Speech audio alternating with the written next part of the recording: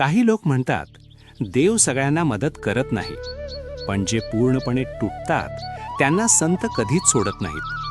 ही कथा आहे अमोल नावाच्या एका साध्या माणसाची. नोकरी गेली, कर्ज वाढलं, घरात रोज वाद. एक दिवस असा आला की अमोलने बॅग घेतली आणि घराबाहेर पडला. आई रडत होती, पण अमोल ऐकत नव्हता. रेल्वे स्टेशनवर बसून तो एकच विचार करत होता की आता सगळं संपवायचं.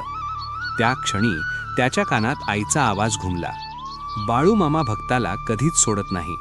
तो हसला, डोळ्यातून पाणी आलं आणि नकळत बोलला, जय बाळू मामा.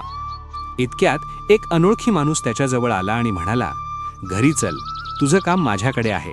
अमोल हादरला, कारण त्या माणसाचं नावही त्याला माहीत नव्हतं.